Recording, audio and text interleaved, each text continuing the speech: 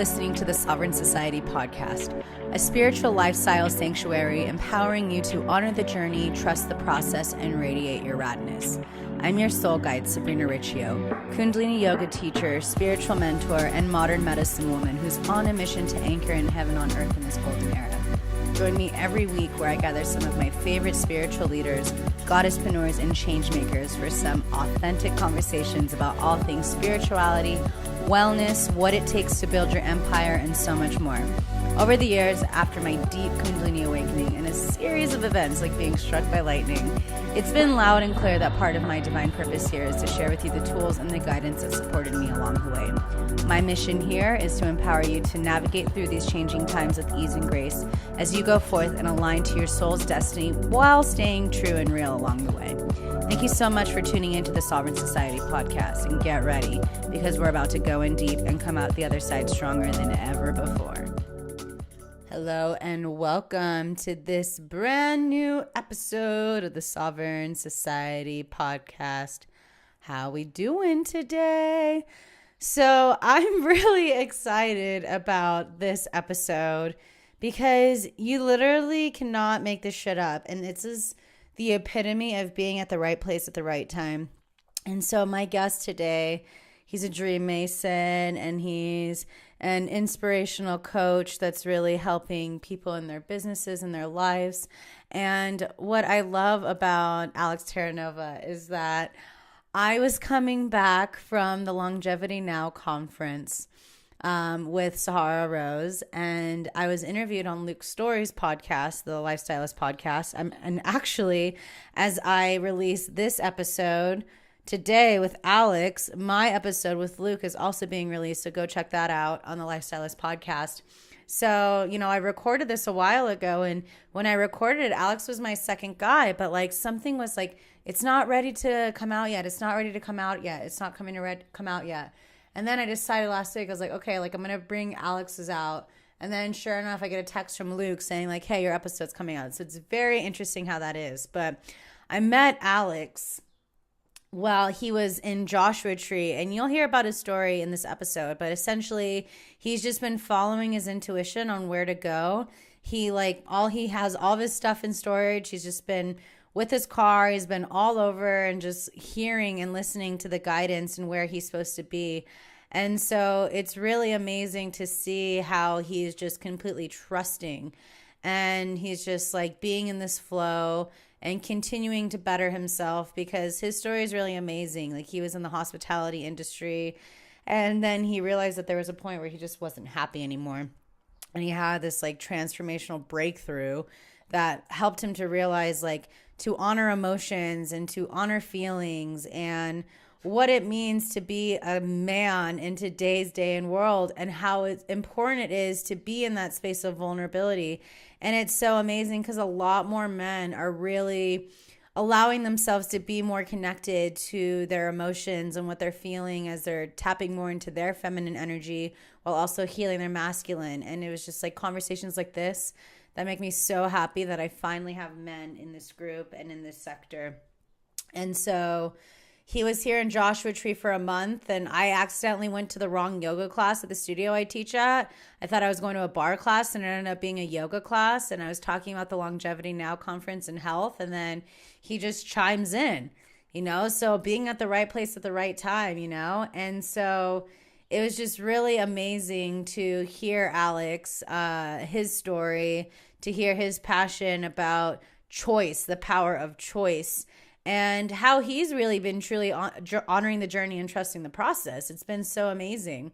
So I'm really excited for you to check out this episode. And essentially what we talk about here is his nomadic journey that led him to Joshua Tree, what it really takes to find the same people that are on your vibe and finding your people, what it means to heal the wounded masculine and feminine within, becoming aware of our separateness, the truth behind shame versus guilt, and how we can start to begin to heal our intimacy issues. We also talked about the rise of spiritual bypassing and why we need to be more aware. This has been a topic that has been repeated time and time again because we're all waking up. And so a lot of what we talked about too was about what we experience is simply our choice and the power behind our choice.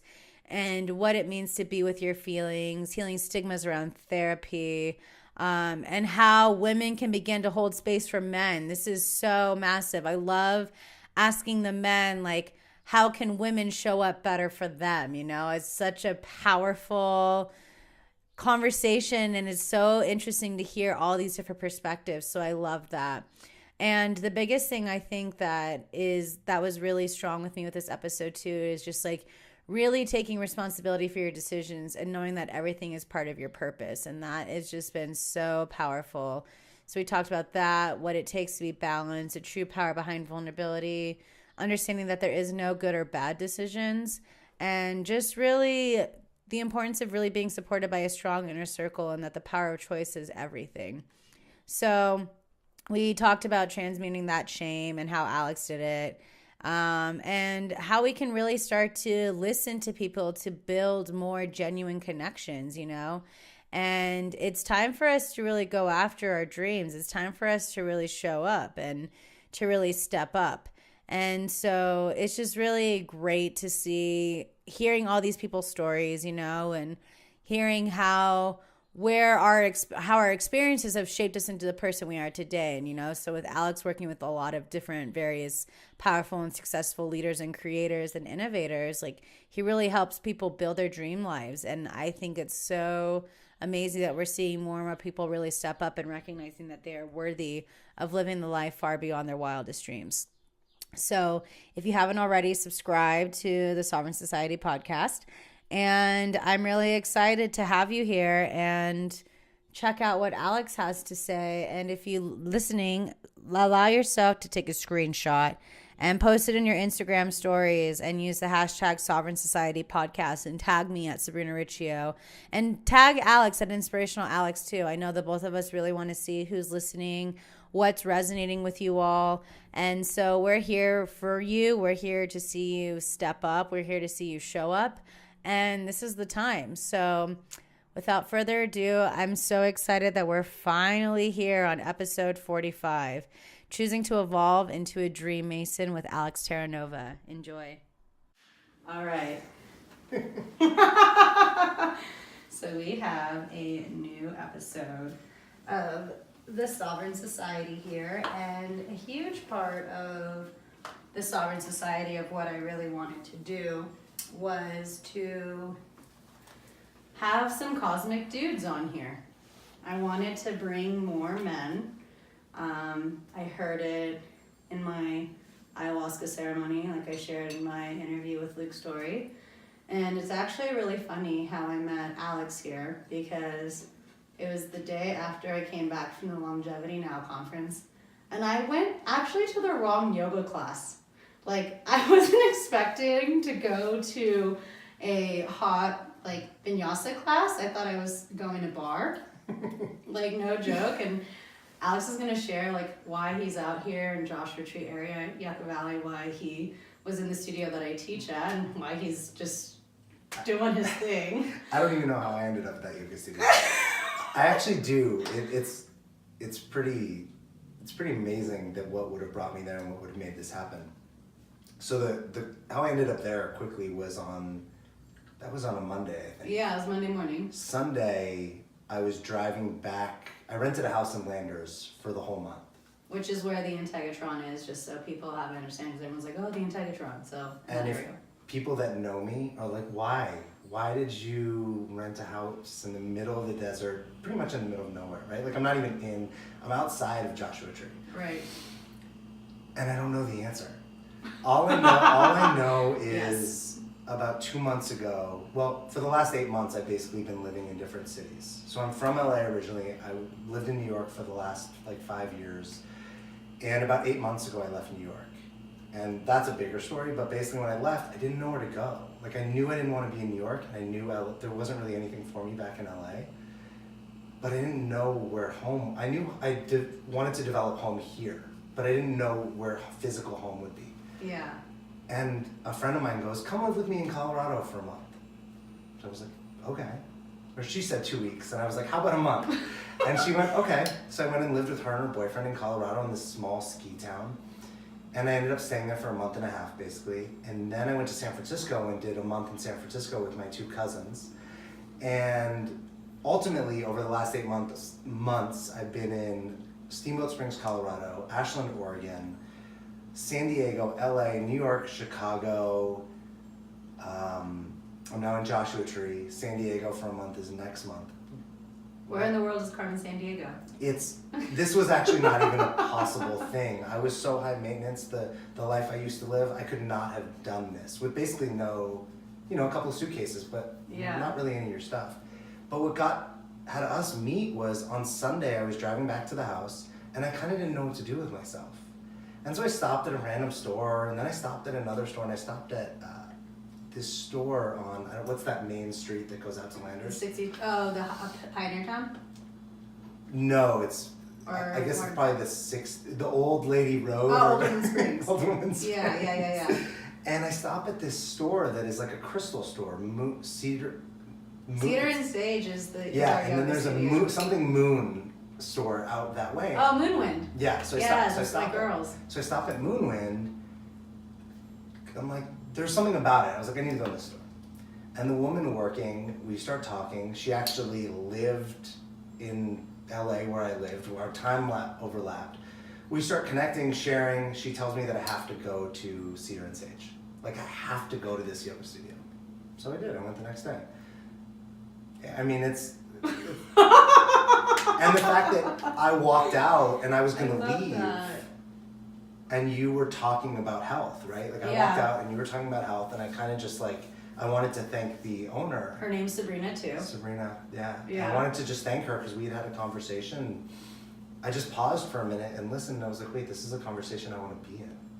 Like, to me, that's the life I want to be living now, is find people that are on the same vibrational level. Totally. And the only way you do that is, honestly, to like hear conversations and step into them.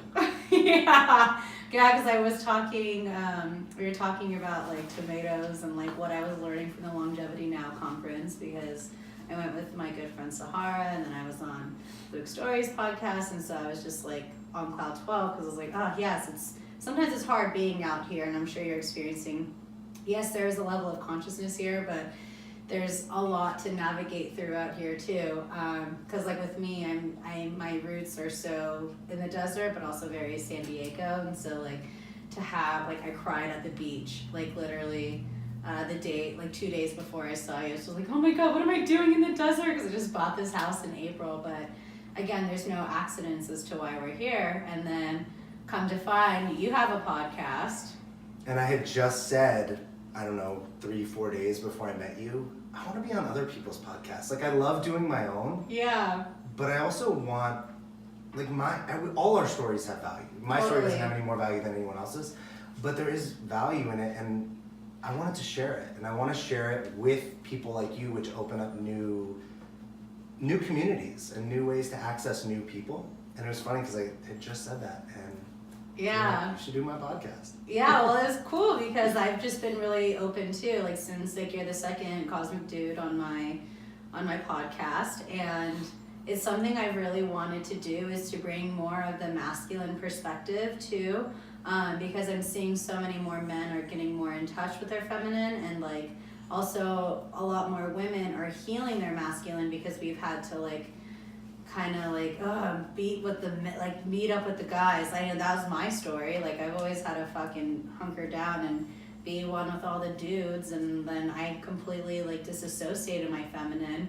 So which is why I was so focused on like sovereign goddess, was because I needed to go forth and like really own more of that. But now it's like finding that balance again, and finding that balance of the yin and yang as a Kundalini yoga teacher, and just as the overall unity consciousness of this like 5D, where it's like, holding a space where men can like express their emotions, and women can also like be in a space where they can be super strong, and having that sacred container to allow the flow to come through.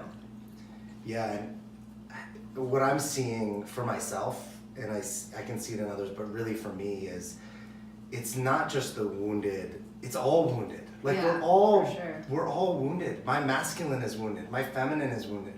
And for men that are listening to this that don't, like, they have a feminine. Like, we have we all have a divine masculine and feminine. And I'm really right now, I love that I'm out here because, so I was in Oregon in February, and Oregon, I spent the month in actually learning how to feel. I spent almost the whole month in an emotional breakdown of tears and like, what am I doing and what's my purpose and why, and this is all pointless and I suck, and I'm holding space for my clients and all these things, but I'm in the midst of the mess. Yeah, and I didn't know how to feel. Like thankfully I have a million powerful women that support me, and my coach is a powerful man who was like, dude, just feel. Like, don't fix it, just be in it. And I think I had the breakthroughs of feeling, which then let me be here, which I have it is about rebuilding back up. And I didn't realize, I'm actually saying that for the first time, but the whole time I've been here, I've been like hustling. And I'm noticing, and what's showed up recently is my masculine is super wounded and my feminine is also really wounded. And these are not things we look at. Like, especially as men, we don't look at this stuff. You're no basketball coach who's ever like, let's look at your feelings. Nobody cares. Well, because they were told not to either. And this is why we're dealing with the society that we are, with a lot of wounded men. Is because, big boys don't cry, or like man up, or even big girls don't cry. It was just always about like shaming feelings and like not being able to honor what's actually going on. It's more about like putting on the facade, but kind of masking down, and that's where the addiction goes up. That's where like all of these other self-woundings happen, more disassociating with life. I know for me, that was my sabbatical thing. Was like, I was so ashamed for what I was feeling for so long, because like, I was like, oh my God, no one understands what's going on in my fucking head right now. But like, I had to be able to be in a space where I can like reach out and share. And so that's a huge part of why I also want to bring men, to like bring more men to share and to just really open up and to let men know like, you are safe to share, and you are safe to feel, and you are honored exactly as you are. That's been a huge motivation for me with this, is just to let my brothers know, like, hey, you are beautiful as you are enough, and let's all work together to heal and transmute, because I don't, like I've said many times before, I don't believe the future is female. If anything, that is just going to bring the pendulum to the opposite side of the direction. I believe that the future is all-inclusive. And for it to be all-inclusive, we have to work on balancing that masculine and feminine within, because that is how we create a unity consciousness. It's like not us versus them, it's us and them. Well, the separate is the whole issue. Yeah. Right? So whether it be separate male women or separate black white or separate countries or cities or whatever, it's all about separate. And I think the separate division goes all the way back to our childhood. We become separate from ourselves. So then if I'm separate from me, how could I ever be one with you or even connect with you in a way that would have me so exposed that we could really connect, like the intimacy, the vulnerability. And I think for men, unfortunately in the world we live in, women there's so much trauma. And men do too. But a lot of men don't, it's not the same. It's just... Do you feel like men are just like kind of ignoring it, or just like naive to it, or? Well, I think it's a both. So if we look at just like sexual trauma, more women have sexual trauma than men. Now it's... That we're aware of, because a lot of men... Totally. Yeah. And I think they say that like, hey, 1 out of 3 women or 1 out of 4, and it's like 1 out of 6 men. That's what we know of. Yeah. So let's just say it's like, cut that in half. So it's like 1 out of every 2 women, and let's just say it's 1 out of every 3 or 4 men. The thing is, we have trauma even if we didn't have trauma. That's the thing I'm getting really present to, is I don't have trauma. Like nothing happened to me when I was a kid that you'd go, oh my God, like he has work to do. But everything that happened to you when you were a kid actually gives you work to do, because our minds aren't formed. So when we're kids, we don't know how to process anything. Nothing makes sense, right? So one of my favorite examples is, if I was sitting in a room and my parents were fighting, and I'm 4 years old or 5 years old, I don't actually understand that my parents have bills and obligations and all these other things, or they have their own problems. It's only me. So they're fighting because of me, because I'm bad or I did something wrong. Now, when you look at, we were talking about shame before we started this, and one of the things I learned recently about shame is, so shame is I am bad. Guilt is I did a bad thing. Now, if I'm sitting in a room as a little kid and I'm thinking my parents are fighting about me, I am bad. Not I did a bad thing. Like, it's internalized. So the breakthrough I recently just had is like, I have shame too. And the fact that I thought I didn't have shame was actually just another way I kept myself separate. Like, oh no, all of those people have shame, but not me. But mine just doesn't, it just looks different. Mine is crafted from my own story, which is essentially that I wasn't heard. And when you think about parents, like, of course parents don't listen to a 7-year-old. When a 7-year-old's like, I don't want to do this or I don't want to do that, what parent would be like, of course we'll listen to you? They don't know. And so parents do, I have great parents and they were amazing when I was a kid and they're amazing now. But they did what they thought was right, which sometimes have them not listen to me. Well, that had me go, I wasn't heard or seen.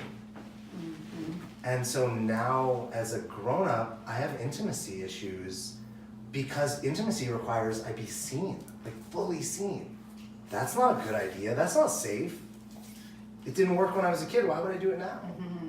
So how do coaches and men like you, how are they able to, like, you know, stand up and like support? Because I feel like, you know, if you are definitely not the only guy that is feeling this way, you know, and I feel like it's so interesting because, yeah, you're a couple years older than me, but the truth is that, like, our generation, like, I feel like we are really, like, doing the fucking work.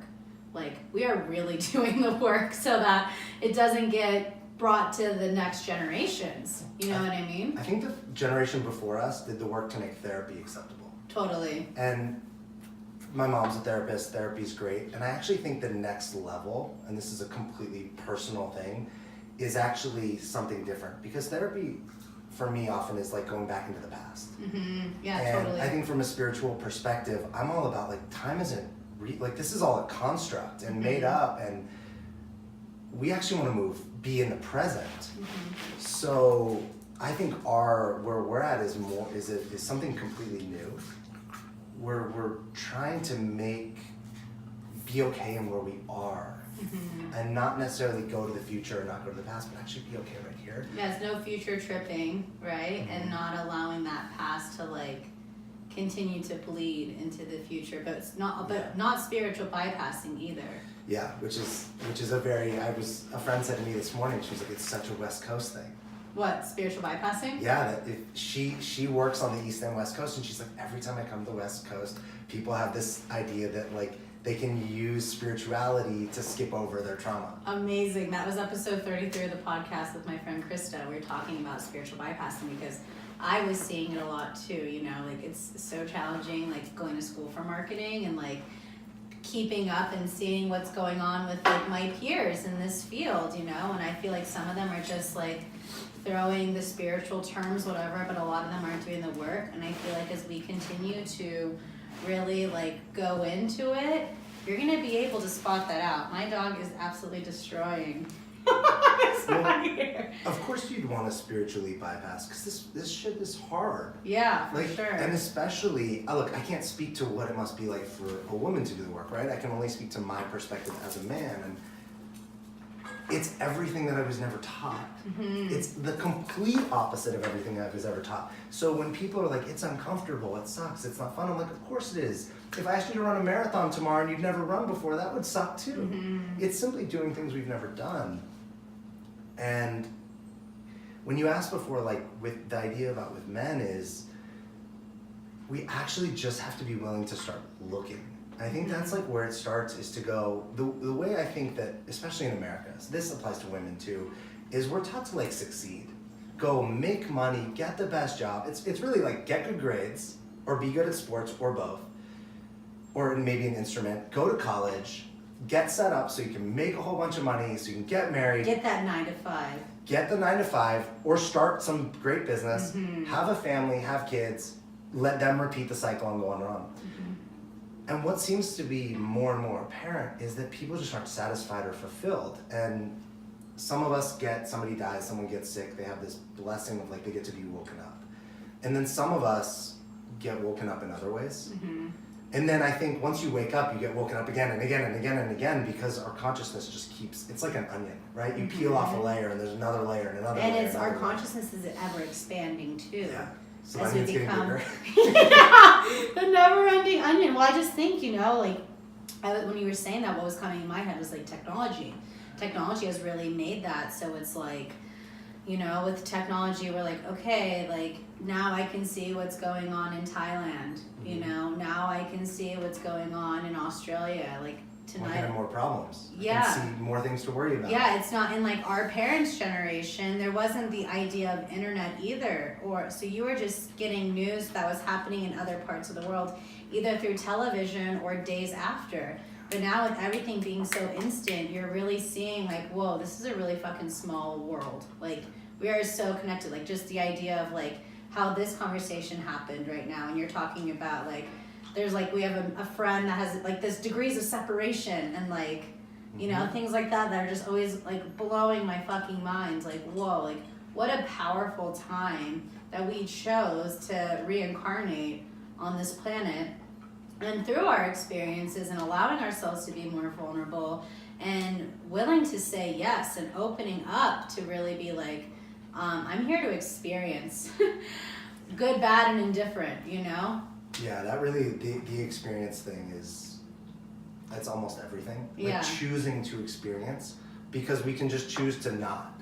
Right. And so many of us are, right? We can just choose to keep doing the thing that we've always done, and maybe it works and maybe it doesn't. I'm all about like, what's the life experience? So if you have all the money and the best job and like the beautiful house and like all the things, but the life experience isn't satisfying.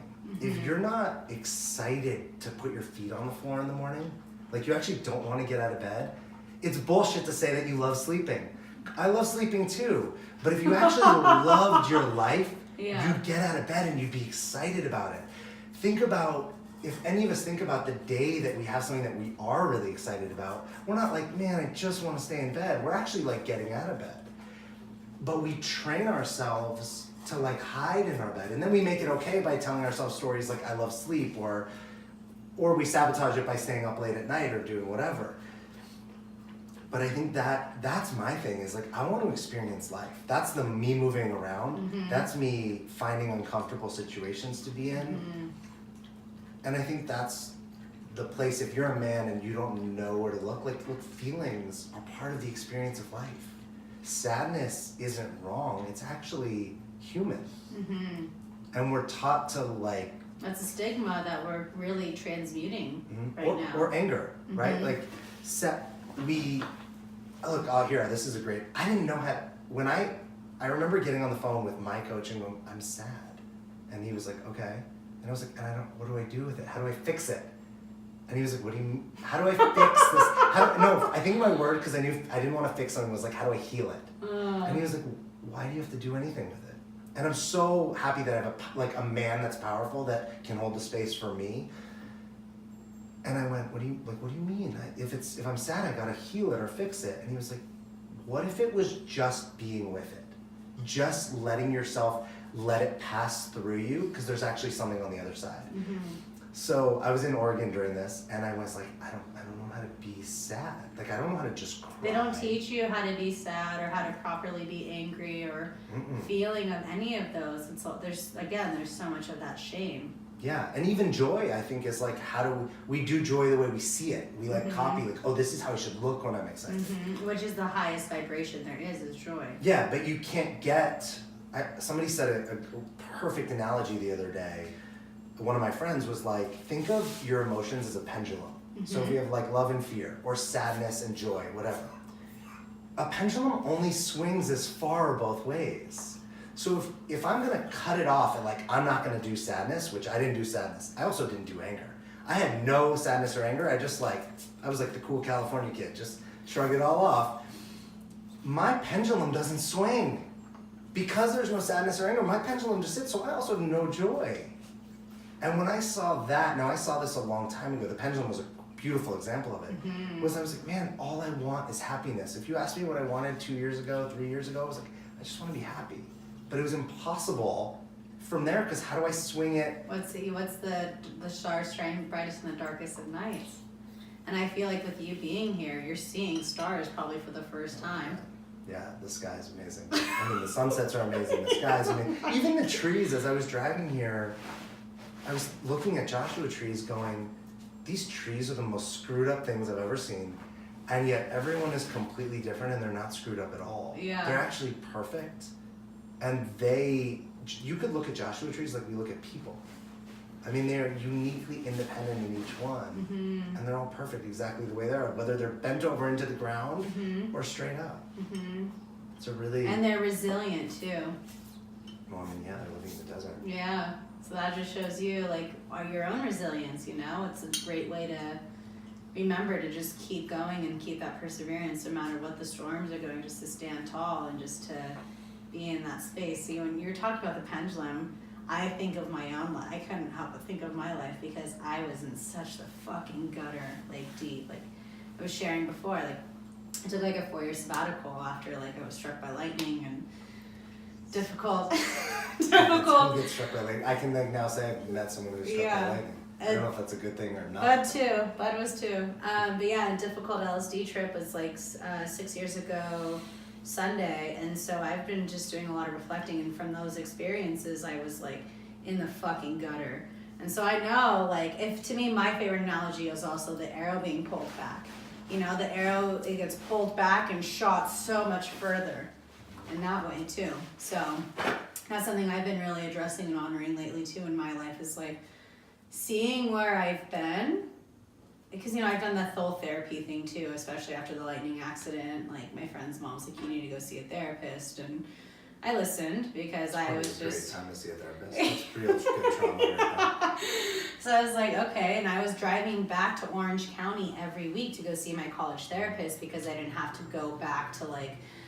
I just felt like I didn't have to go back to that story of, like, unlashing and unhashing everything that I've already worked through to like talk about like the core. So I was driving 90 minutes once a week from Palm Springs to Orange County to go see my college therapist. You know, she wasn't at school. She had a private practice too. So, but to do that, and then, you know, even now I look back and I'm grateful for that. But since becoming a coach back in 2013 and like doing my own kind of experience and just living, I definitely feel like things are definitely evolving in that way too. And it's really amazing to even see like therapists today are actually really also passionate about alternative methods too.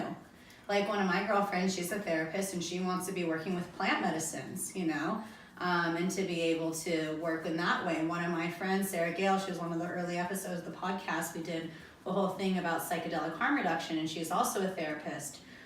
So I do feel like, you know, there are also alternatives that are kind of happening around therapy too, but I think that's the other thing we have to really heal is the stigma around that shame of going to therapy, you know, and so to hear more people talk about it and more people be like, you know what, like I had to go through that, and I'm glad I did, but I definitely understand what you're talking about, like having to rehash everything rather than like moving forward. And look, it depends on the person, right? Right. One of the things I love about the world we're in right now is, I don't care if you're into like a motivational speaker, you want to have a coach, you want to have a therapist, you go to somebody to meditate with, whatever. I actually think it's all the same thing, just wrapped in different wrapping paper. The gift inside is finding yourself. Because you don't have what I need. Only I have what I need. It's simply my job, your job, a therapist's job, to help us access that thing. Hold space and... Yeah, if you sit with me and I tell you what your life path is, I'm full of shit. Like there's people that will do that, right? But who are they? Like, well, coaching 101 is like, it's not about your agenda, you're not there to fix them. Yeah. Like a lot of the times, you know, like if I'm having a client, I can hold space and like, I can think that it's going one way based off of their intake question, like, you know, that they fill out when they schedule their appointment. Like, what's come up for you, what's, you know, what did you, what missed the mark or whatever. But then they can show up that day and they can just have a fucking day where it's like everything, that's all like, none of that matters. It's just like, what does the person in front of you need? Yeah. You know? And do they even know what they need? Yeah. That's like a whole nother, if we look at it from the man perspective, we don't know what we need because you'd have to actually know your feelings to know what you need. Yeah. Or you'd have to know what you're committed to or what's missing. The first time I got asked what I needed, I was like, what do you mean?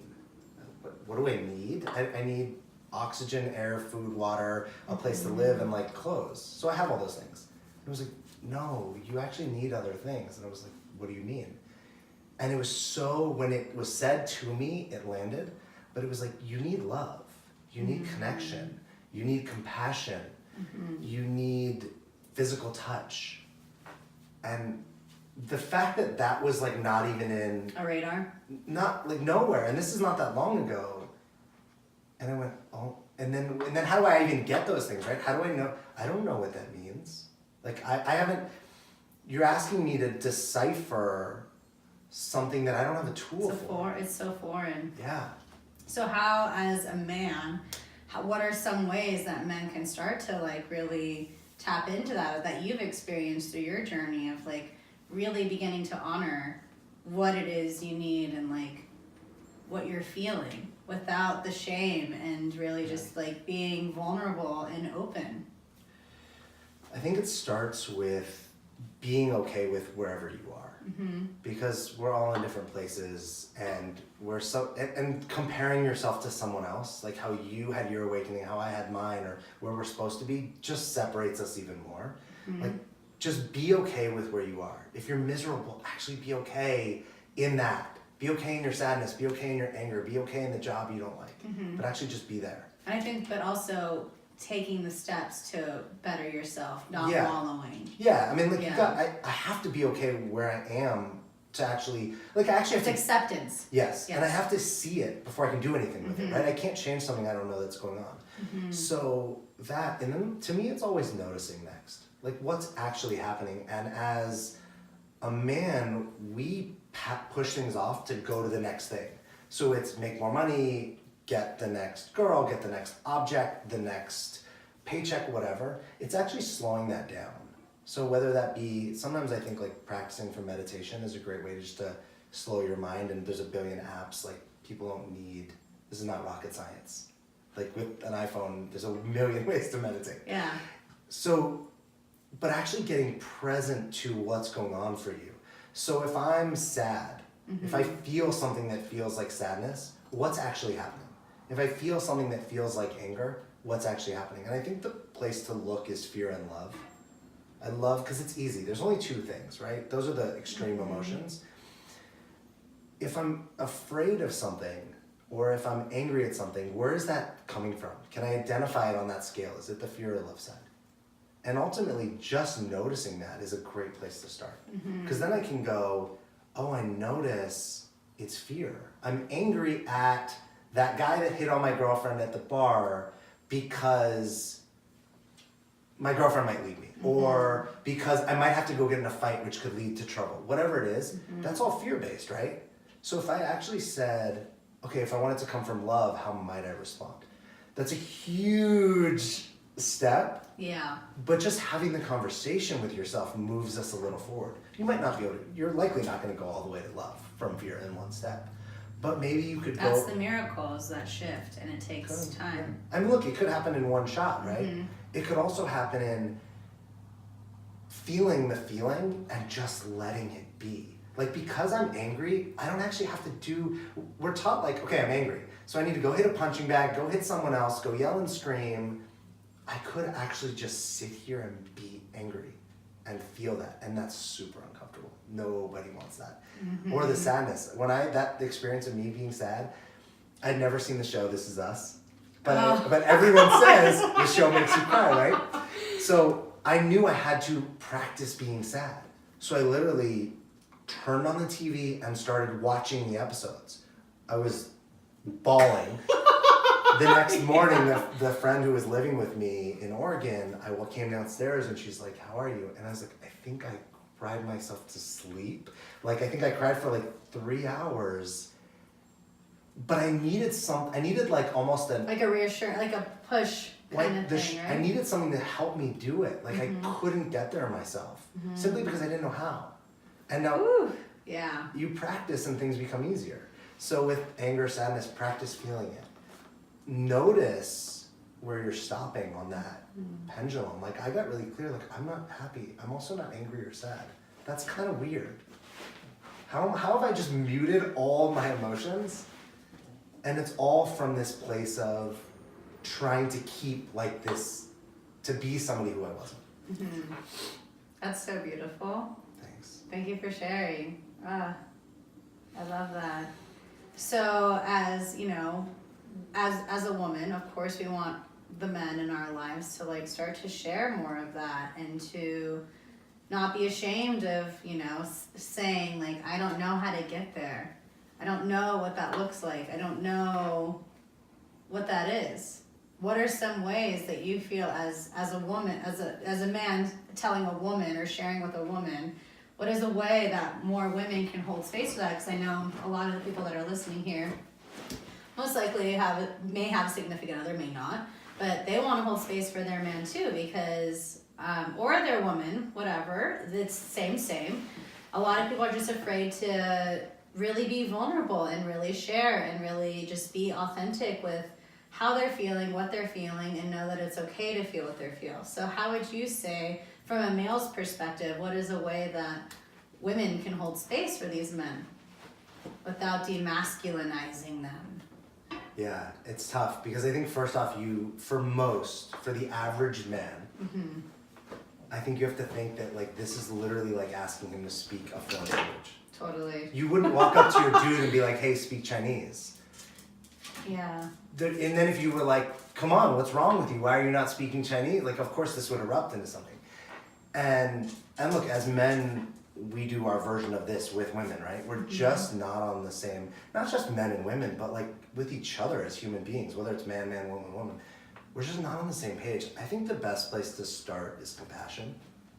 To actually try to hear people more, like less telling what people to do and actually just try to hear somebody more. And from that place, trying to get them wherever they are and not make it wrong. And this is tough because we're programmed to judge. We're literally programmed from birth to judge each other, which is just another way we separate ourselves. So to listen more, and that might mean like actually respecting somebody's not wanting to. Because if I don't want to talk about my feelings and you're like, come on, I know this isn't easy. Alex, share with me, come on, do it, yeah. Yeah, it's not gonna happen. And so the person actually has to want to, right? So if you're a woman and you're with a man who doesn't want to share, you can't make him. Right. What you can do is actually have compassion for the fact that he's either likely so scared, has so much sadness, fear, or shame. There's something there that he likely might not even be present to.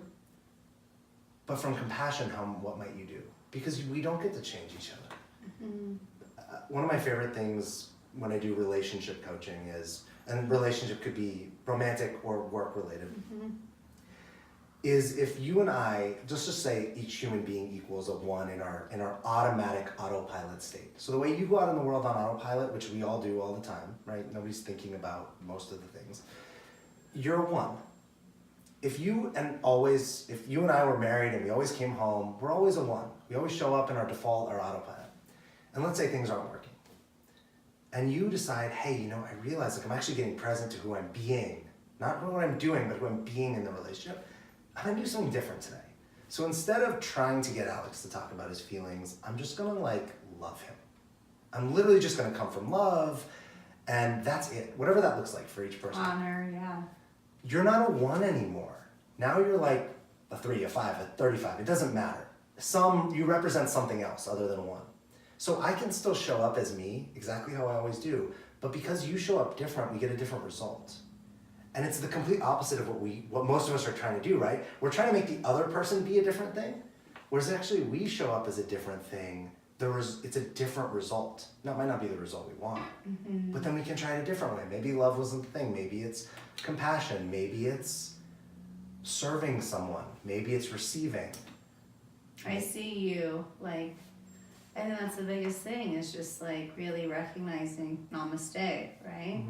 Like the light in me recognizes the light in you. And I think that's what so many of us are. I feel like our generation's kind of on that. I feel like we're kind of leading for our families, and through our own example and through our own kind of way of being. I feel like they always say, like, the kids teach the adults more than the adults teach the kids, because as we get older too, we can get that jadedness and we forget what's important. Well, and if we look at it spiritually, likely we get the thing that we need. So my guess, it's not even a guess, like, I believe this. I believe that I have the parents I have for a reason. Totally. That actually I'm showing up to give them something and shift something for them. And likely the thing that I need is actually somehow involving or moving through them. And I believe that with your boss at work, the neighbor you have that you have an issue with. That's why that relationship exercise you can do that with your boss. Your boss is a jerk. Go show up different. Don't do anything different. Show up different. We forget that. Go in with a new intention rather than being all like bitter and whatever. Yeah, I mean, it's the simplest thing. If we do the same thing, we get the same result. It's like the cheesiest personal development quote ever, but it's true, right? Like, yeah. I mean, if I always throw a bowling ball the same way, it's always going to roll the same way. But if I do something different, it will have a different result. I think we were talking about this earlier, but actually looking at everything in your life is on purpose. I'm all about taking responsibility for all of it, 100% all the time. But if we look at things as on purpose, so I shared with you that in November I got in a car accident. I set this situation up. Now, I was sober, but I made a whole bunch of little decisions leading up to that car accident. I fell asleep at the wheel. I had worked 4 straight days of 15-hour days training leaders and coaches. I went out to a huge meal. I was listening to a TED Talk instead of something that would pick me up. And all the decisions I made that day were really small and fine. You wouldn't look at the list of decisions and go, not a good one. You would be like, oh, fine. Together, it was a recipe for falling asleep at the wheel. And when you look at it as a recipe, you're going, not a good idea. It wasn't an accident.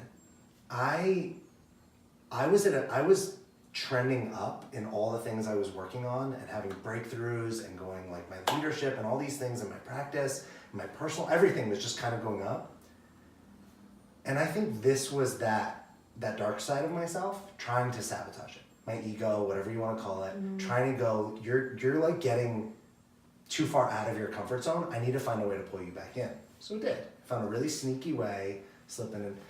Some people would go, it was an accident, I fell asleep at the wheel.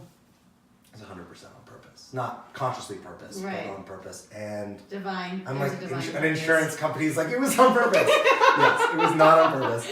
But divinely guided in a way, yeah. And the thing is, because I'm willing to accept responsibility for all of it, it actually gives me power. I'm not a victim to this thing that happened. And the gold that came on the other side was, for the first time in my whole life, in 36 years, I was 35, it was before my 36th birthday.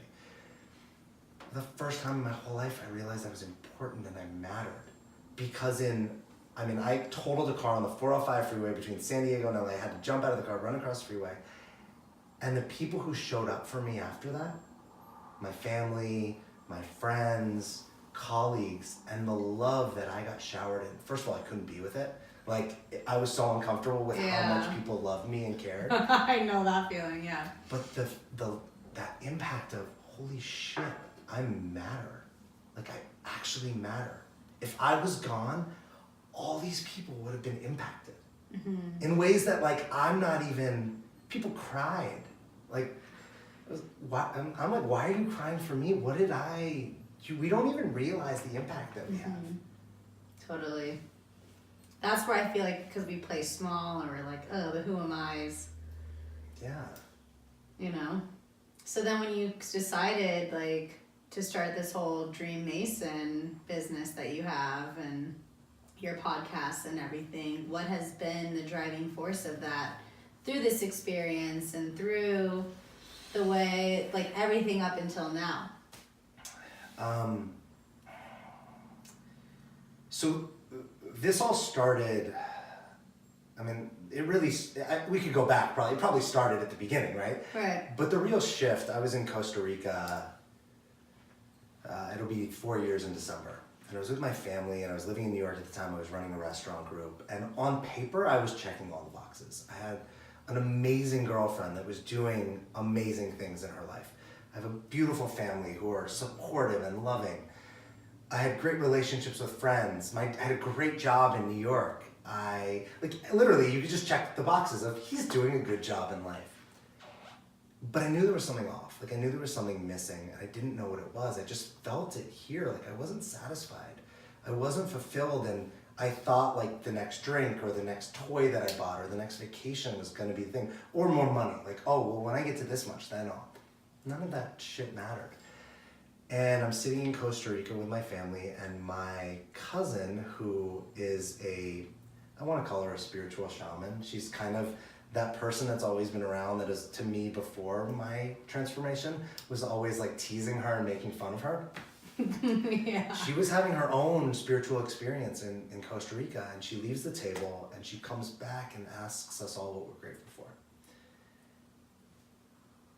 And when it got to me, so in the past, that question, when my mom would ask it at Thanksgivings or whatnot, it was like followed by a series of dick jokes and like super inappropriateness, because I couldn't be with that. But this time it got to me, and I literally fell apart. I started bawling. I could not speak. If you looked around the table, it was wide-eyed and slack-jawed. My girlfriend at the time, I don't know that she ever, like, the look on her face was like, who is this guy? Like, what just happened? And in the moment, like, it felt like, I say that, like, life punched me in the face. I'm blessed in the sense that I don't have some crazy event. Like, the car accident happened later, but prior to that, like, I don't have some crazy event in my life. I actually have a life that I get to really choose and be grateful for. And in that moment, I think life gave me an opportunity to go, it doesn't have to go like this anymore. And I actually think life does that for all of us all the time. We're just not looking, or we're not open. And in that, I remember going, it's going to be different. Like I said to her, when we go back to New York, it's going to be different. I didn't know what that meant. In hindsight, I know that I was grateful for nothing. I had everything that, like, 99% of the world wants, and was grateful for none of it.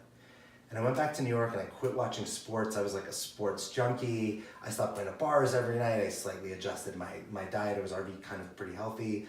In the coming months, I started doing yoga instead of going to the gym. Like, I literally just did anything that was different from what I was doing, because I just got that, hey, if I do what I'm doing, I'm going to keep creating what I'm creating. So I just flipped everything upside down. I started reading instead of, watching TV. I started being positive on purpose, bullshitting it, faking it so much so, because I just knew that it was different, right? Yeah. And like, people can say, well, that's crazy, you faked it. But I actually I started to believe, first of all, it was more fun. Being positive is actually a lot more fun. So even Isn't that lighter? Even if it was fake, it felt better. So who cares? Yeah. And it became easier and became more natural. But ultimately, and then I found coaching and whatnot. And the thing about, it's funny because then it happened again where I was like, I'm not a life coach. What the hell is a life coach? Like, that's the dumbest name ever. Who am I to coach other people on their life? Like, I think I got that right up front, that that's not my job. And I was sitting around and I was like, well, what's actually missing for me? And and this term DreamMason showed up for me. And I went, that's the thing that's missing. At least for me and what I see in the world, is we've forgotten how to dream. And the people that are out there dreaming are the ones that we all hold up on pedestals. The Richard Branson, the Elon Musks, however you view them, like, they're dreamers. And the difference between them and us is they have a vulnerability to dream because there's risk in dreaming. You might not get it, you might get made fun of, you might fall on your face, it might end in utter disaster, but it actually requires us to be vulnerable. It requires us to have courage and be brave, to put it out there. And I realized so being able to dream again was a thing. And then you don't get to sit on your couch and law of attraction your dreams. That's a piece of a bigger puzzle, but I don't get to just sit and you gotta take action. Yeah, I don't get to sit and namaste my way to greatness. It's not a thing. And that's the Mason part. And it was hey, you gotta be vulnerable enough to be able to dream, and then brave enough to actually start putting blocks and pieces together. And I don't actually think I'm a DreamMason. It's not my job. Well, I am, but it's not my job to make your dreams. It's actually that I am one of billions of DreamMasons. And then my vision is to actually let other people embrace their inner DreamMason so they can build their dreams. Mm-hmm. But it starts with, you can't do this work unless you're willing to fall in love with yourself, first of all. Trust yourself, have faith in something other than you. I don't care if it's a little green goblin outside the house, but there's got to be something other than just me and my two hands. Because if I don't have faith in something else, I can't have faith in you. I can't have faith in anything. And I think for men specifically, because women embrace this a little more than men, we have to get to a point where we realize that our vulnerability is what actually what actually empowers our masculinity. We're only actually a strong, powerful man if we're actually able to be vulnerable. Woo! Yeah, brother. It's scary. It's I'm scared saying it. I have a visceral, I'm sweating. It's because it's everything the opposite of what we're taught, right? Men are supposed to. I heard of Brene Brown, right? Master of Vulnerability or Shame, and yeah. She said this thing that was, I thought, a great example of this for men. She was doing a talk with, I don't know if it was Navy SEALs or whatever, and she told them that they were vulnerable. And they were we're not vulnerable, we're Navy SEALs. We go in and do the most dangerous shit ever. And she was yeah, and you have wives and kids and things to lose, which makes you vulnerable.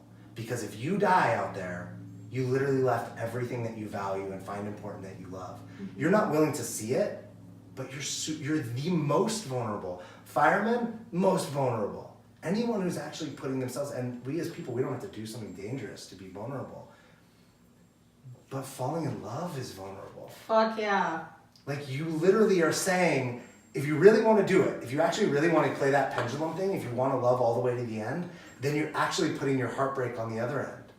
Because someone's going to die, someone's going to get sick, something's going to happen at some point that's going to literally crush your heart. Mm-hmm. It's inevitable. So if you want to love, you actually have to be vulnerable. It's Well, to all the men listening, this is why my mantra is vulnerability is sexy, women and men, because I think we're also I feel and I believe we're also in a space where people can read the bullshit meter too. People want that authenticity, people want that vulnerability, they're yearning and craving for that realness too. And so to be able to be real and say I fucked up, or say I could have done better, or say I want this. Because a lot of times the most vulnerable thing is saying what we actually want and being afraid of what others are going to think because of what we want and why we want it. Yeah, we're even afraid. One of my favorite things to watch is when I ask a client, hey, what do you want to take on for the next week? What are you going to create from this week to next week? And all of a sudden, all the excuses. Well, I got this and I have this. And it's I'm not actually interested. You can do that without me. Mm-hmm. Declaring what you're going to do is the first step. Mm-hmm. So, hey, it doesn't matter what your business is or your job, or your life. You can simply declare and then go after. But it requires vulnerability or fear that, hey, yeah, you might not get it. Mm-hmm. But if you're not willing to say it, you probably won't. Mm-hmm. There's all of this is just, it's so, I love that you said the authenticity piece, because when I started this work, everyone thought I was full of shit. Authenticity? No, this work on myself. Oh, okay. ex-girlfriends would call me up and be like, what is this DreamMason stuff? Or, I mean, I was a super negative, I was a stereotype. Like, I was a negative dude, negative realistic dude who like drank too much and was like fun to hang out with and like chased women and was like a dick most of the time. And the thing was, it wasn't that wasn't real. It was just another side of me. Mm-hmm. But what a beautiful pendulum swing. Yeah, and the thing was, it didn't work for me. What I got, like, it was real. But it wasn't working. It wasn't producing the life I wanted. So yeah, I could keep doing that, but that would be silly. How long can that be sustainable? Well, it's funny because my rings and my tattoos remind me of my balance. So like my mala beads, my your own. Yeah, my own, but it's like who I want to be in the world. Warrior, play, heart, light, and keep going is kind of where I come from. I don't have this master like why I need to do this. I just know it in here, so it's like, hey, just keep going.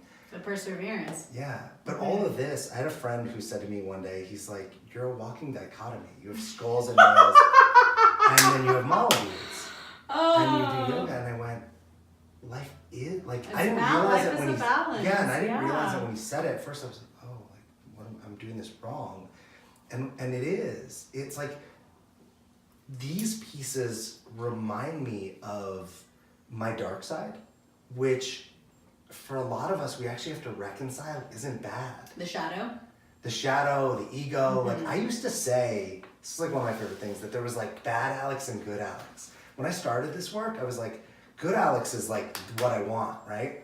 And bad Alex is who I was. And the thing is, there is no bad Alex. There's no good Alex either. All of that is judgment and assessment. It keeps me separate from myself, right? I can't even love myself because there's this dark side. It's actually that like there just is Alex and there's no good or bad at all. It's just me following my passion, my love, being a kind person. And actually catching myself when I go, oh, I shouldn't have done that. Like I actually wasn't nice, or that thing I did wasn't authentic. And that's not wrong either. We spend so much time like, you said it before, like I screwed up. What if there wasn't screwing up? What if when you did make a wrong decision, it actually was just a new opportunity to make a new decision that sent you off, right? Like in a new detour. Mm-hmm. Yeah, but like Deepak Chopra has this thing where he's like, all roads connect. Mm-hmm. Totally. Like, and we're all guiding each other home. Yeah, I couldn't be sitting here with you today if I didn't make a whole bunch of decisions that at the time seemed bad. Mm-hmm. This is a great exercise for can I share that? Like, yeah, totally. For people that hate choice, there's so many, right? We can't choose. Do I choose this or that? Whether it's a job, whatever. So this is a Deepak Chopra thing. I don't want to like rip him off, but he basically does this thing where he's like split a paper like down the middle, and on one side write at least 5 really good choices you've made in your life.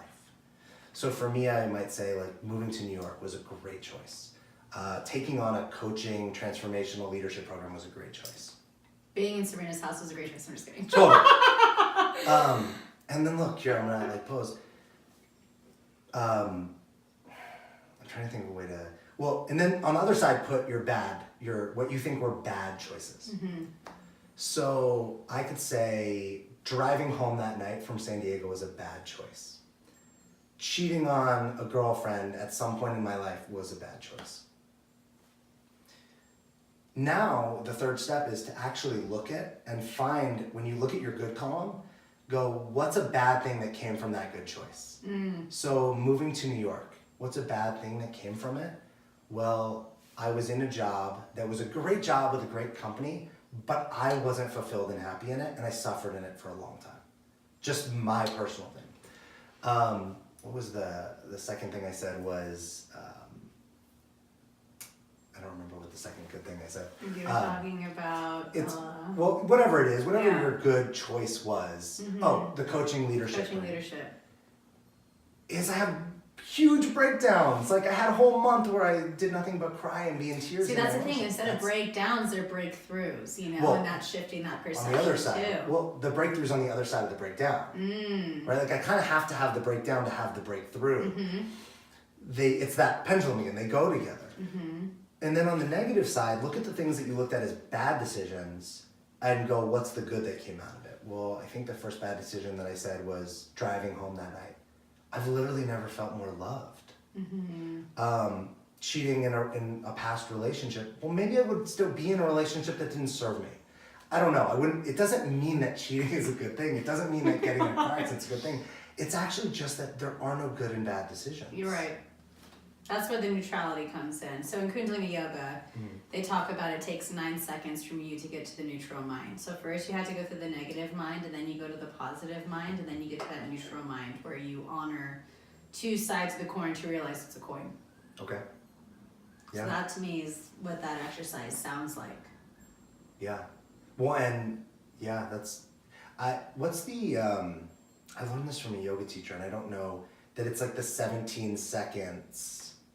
You can actually shift any place you are in 17 seconds. Like your perception? Pretty much, yeah. If you actually pause for 17 seconds. And breathe through it? And breathe, you can actually, it's like a pattern interrupt. Interesting. But it sounds like a similar... Yeah, because in Kundalini it's like 9 seconds to get to that space of neutrality, which is where you're able to recognize that two sides of the coin to realize it's the coin. Yeah, and I don't, in my coaching practice, most of us will just flip the coins over, which is actually is our way to fix things. Excuse me. So if I think I'm bad, I have to be good. If I realize I'm in a scarcity conversation, as a coach, if I say to my client, hey, it sounds like there's a lot of scarcity. There's not enough money, there's not enough time, blah, blah, blah. They'll go, oh, well, I'll focus on abundance. No, it's just it's the same thing. It's the other, we actually want to get us out of that box. And realize there is no box. Yeah. Well, and so that we can just shift and be something completely different. We don't have to be, we literally wake up every day and start over. But most of us don't start over. But we could. And we could do it, like, when we are done with this, I could walk out your door and go do something totally different than I was going to do it. I can be the angriest dude ever and decide I'm going to go just love people now. It's a choice. Isn't that amazing, the power of choice? It's everything. Yeah. Do you know, you probably do because you have a billion amazing books. What's the Viktor Frankl, A Man's Search for Meaning? Yes, I've heard of it, yes. So it's a heavy book because it's all about the Holocaust. Yeah, it's small, but it's all about Viktor Frankl, who's this famous, if you don't know who Viktor Frankl is, you should look him up. Yeah, my friend, she was talking about that was like one of her favorite books. Yeah. It's definitely not my favorite book, but it's just very heavy in the sense of like how much it takes for me to read it. But he points to, he was in the concentration camps. Everyone he knew died. And the thing that he looks at is, even in there you had a choice. So he points to there were people that just wallowed away and died. And then there were people who were like, I get one piece of bread and I'm gonna break it in half and give it to somebody else. There were people who stared out and looked for beauty in the world. There were people who purposely were nice to the guards who weren't nice to them. But his thing was, the only thing that no one can ever take from you is choice. Because in any situation, you get to choose not what you're gonna do. They didn't get to choose what they were gonna do, but they got to choose who they were gonna be. And his essentially assessment or what he analyzed from this experience was the people that survived were actually people that chose to look for the beauty or the good or the love, because if they weren't, they were dying just way faster. They were contributing to their own, essentially, death. But we're not. That's the second time I've heard that book in a podcast. That was when I was with my interview with Luke Story. That was the book he brought up. And I was like, I almost was a Holocaust studies minor when I was in school. So talk about fucking parallels and confirmation, that looking for confirmation and things like that you're on the right path and you're in that flow. And it just, With the choices too that you make. Choices, everything.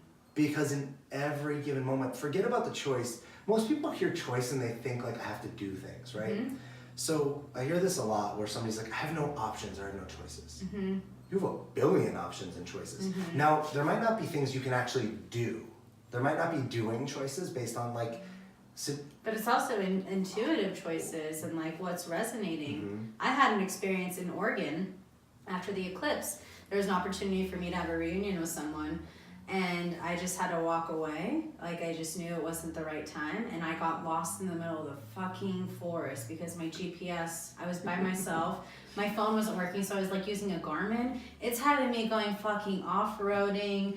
And like, I'm like, this is definitely not where I parked my car. Like, I'm like, thank God I have a Subaru that I can like off-road and trek.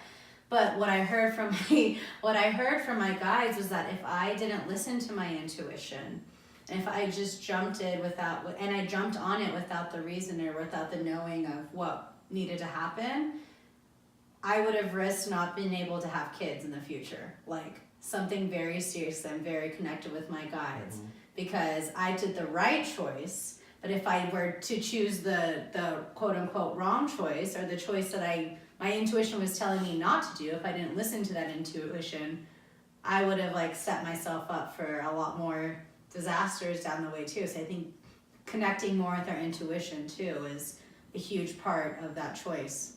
Well, my guess too is your intuition would have showed up again. Yeah. Like it wasn't like you got one shot with it. Yeah. It would have, maybe there would have been some negatives, and likely there would have been positives, and you would have had another choice. That's the thing, the beautiful thing about choices. I get to keep doing it until I'm dead, and when we, like, whatever that energetic experience looks like, but I get to keep choosing, and the doing is one side of it, right? I get to choose whether I'm gonna get up and go to work. That's like the bare minimum of choosing. We think that's choice. That's the littlest you can do totally. is choose the human doing. Oh, like, what am I going to wear today? The biggest piece of choice is who you're going to be or how you're going to show up. So I've been using this a lot lately. Like, we forget we're human beings. And it's just, we don't even think about this in our culture that, I choose to go to work. Who am I going to be when I get there? Am I going to be a leader? Am I going to be a follower? Am I going to be grumpy? Am I going to be angry? Am I going to be authentic? Am I going to be, sad? Am I going to be the universe? Am I going to be energy? It doesn't actually matter, but that's the choice. Those are the choices. And the thing is, I can say, hey, I'm going to go to work today and I'm going to be play. I'm going to show up all day from play. I don't say I get to work and it doesn't work. I don't know what that would mean, right? Like, I can choose again. Okay, now I'm going to be empathy. And I'm going to do that for a little while. But you actually have to stop and actually be with you to have that conversation. Which is, again, a foreign concept for so up until recently that people are really having to love themselves and honor themselves and just be present. And yeah, because who wants to be with themselves? Because the voice in their head is probably the meanest person they've ever met. Totally. If your voice in your head is not mean, every day you should wake up and be grateful. Like, that should be the thing that you're like, I'm so grateful that I have the best life. It's about conquering that, that inner critic, that inner mean girl. And it's look, and also inner mean boy, and also loving it because it's actually there to protect us. It's actually trying to keep us safe. Unfortunately, it's not actually aware of what safety isn't what we want. And look, if we were growing up or living in a war-torn country, or you were born, or you were in a situation like slavery or the Holocaust, this is a different conversation. I wouldn't walk into like Skid Row in LA and start talking like this. They don't have their basic needs met. That's not okay. But the people I'm talking to, people that you're talking to, the people that are listening to this on an iPhone likely or some other, are not having that conversation. Like, our most of our basic needs are met. So we actually can have a conversation. To up level, to hold space for everyone else to rise up. Yeah.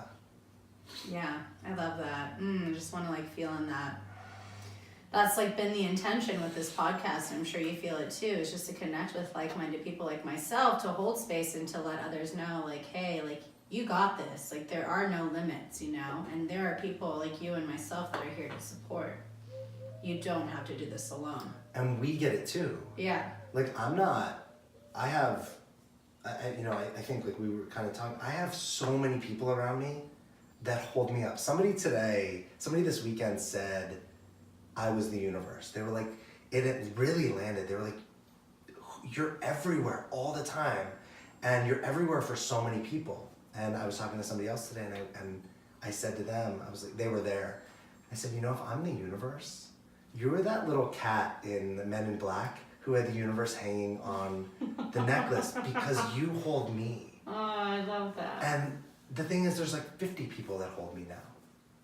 But I chose that, right? Like, I actually had to be willing to walk into some super scary dark cave of looking at my life and looking at myself and actually being willing to hear people and hear reflections and have breakdowns and be scared and be vulnerable and like look at shame to actually have these people around me. And that takes courage. And choice. Craziness. Sometimes I'm like, what the fuck am I doing? Yeah. I know. I hear you, and it's so interesting. So many of my friends that are conscious, they'll just keep telling me like, I'm dropping people left and right, and it's nothing personally. It's just, I know with me, I'm in a space if I don't feel supported by the people in my life, or if I don't feel like I can really support them in a way, may you be blessed. Like there's a quote that I live by that everything happens for a reason, for a season, or for a lifetime. And they say like Saturn has like 7-year cycles, and like they say if a relationship doesn't last, platonic or romantic, if it doesn't last 7 years really, then it's not, it won't last that. That's part of that season. Sure.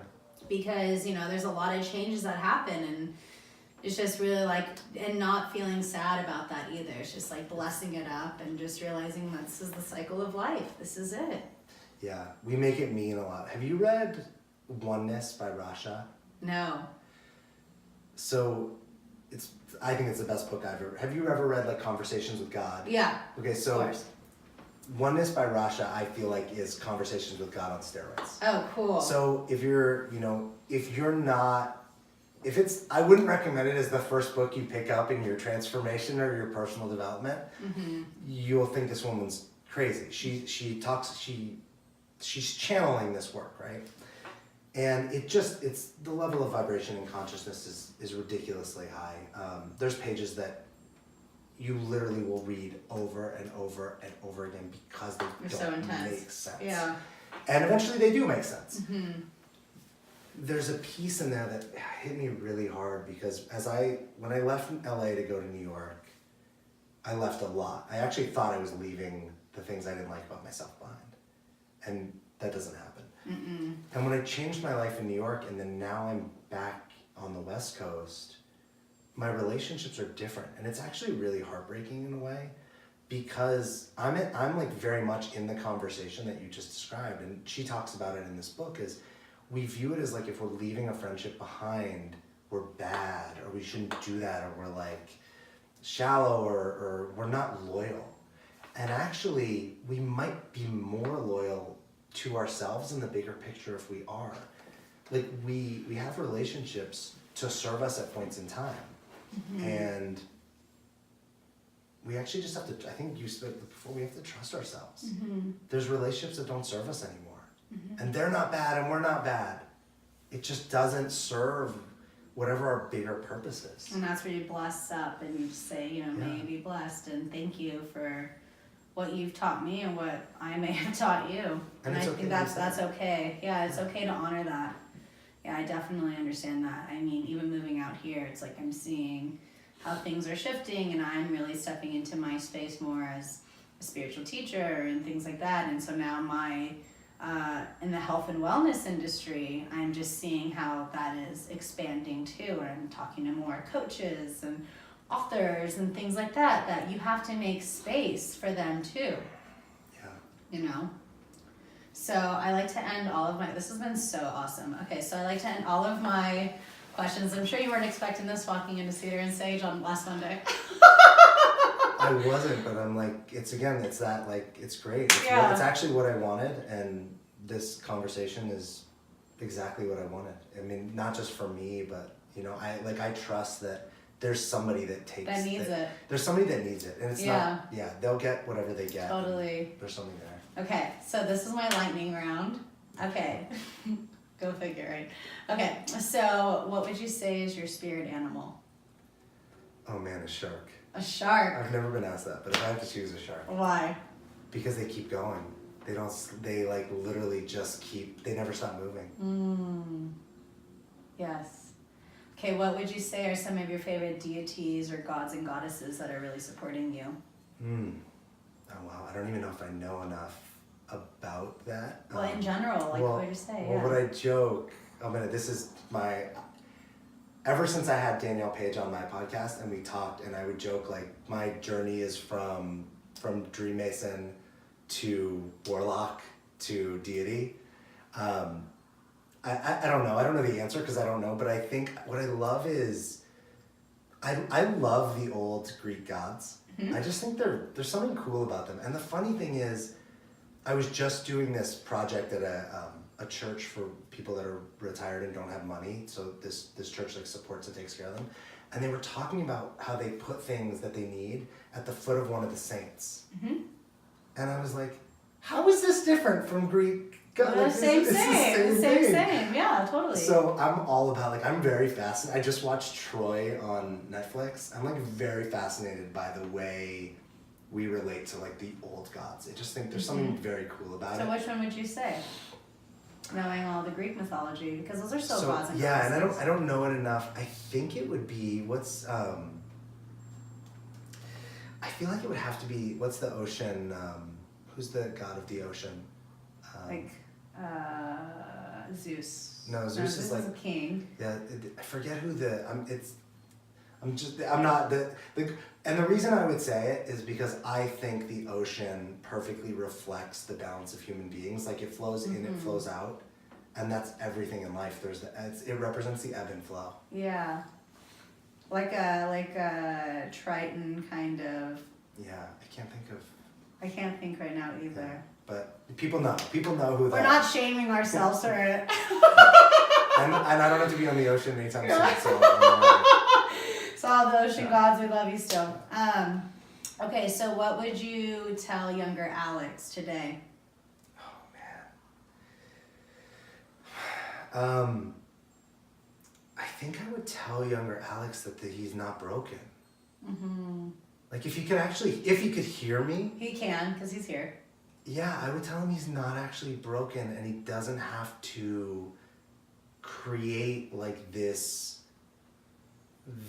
I call it fictional authenticity. Like, he doesn't have to create this. I love that story. I don't have to create this fake story to be safe. Like, I'm actually fine exactly the way I am. I love that. What's the one single piece of advice you've heard that has resonated with you so strongly? I'm just coming off so much good stuff, but the one single piece. Like the most profound. Oh man. There's so much, we're like inundated. Abundance. No, I think it's gotta be the choice thing. That when my coach put the concept of like choice is the biggest thing that we have. That actually I'm 100% responsible for everything in my life, and that it's up to me to actually be choosing powerfully all the time and create what I want. I think that's, because I think if you have that, anything's actually possible. Yes. Yeah, those would be the. Okay, so then with having said that, what's the one piece of advice you would share? Man, one piece of advice.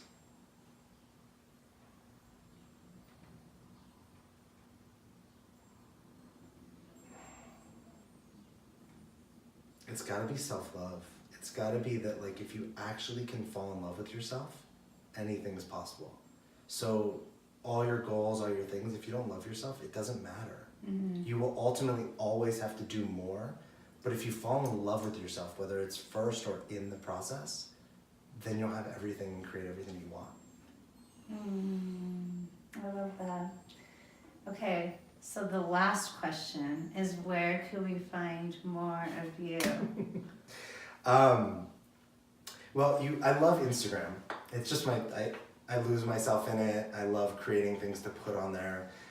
So Inspirational Alex is. And all the links are in the show notes below. And then I'm really available in the sense of not I love this. this is like, I sleep, breathe. When I turn it off, I shut it all down. But this is me like all the time. And so if you went to the DreamMason.com, you can get to the DreamMason podcast from there. But if anybody reaches out to me for anything, I would talk to them. And it's not like, hey, here's an invoice and a bill. Like, I'll have a conversation with anyone for anything. And if we're meant to work together, great. If we're not, that's okay too. Like, we can just have that conversation. So, thedreammason.com, my phone number's on there. So, I mean, it's on the website. He's available. I am available. Yeah. Awesome. Yeah. Well, thank you so much for coming to my house. Thank you. And for doing this. Yeah, talk about I'm telling you, ever since I really said, like, you know what, I'm bringing men on, like, that was a choice that felt so right. Like, I felt like I've been doing this podcast for a while, and there's just a part that felt like I was missing something. Because I do love hearing the male perspective and healing the male perspective too, because for our society to continue to move forward, there has to be that balance, and to allow men to feel safe to express and have women heal their own inner masculine and just rising up together. So I just want to say thank you so much for taking the time to chat. That was amazing, and I can't wait to hear more from you, and maybe someday I'll be on the DreamMason podcast, just planting that seed there. Anytime. We just flip role reversal. Yeah, right? I'm like totally down with it. Yeah. No, it's perfect. Awesome. Well, thank you. Thank you.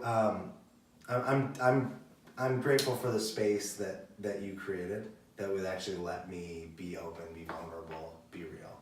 So thank you for that.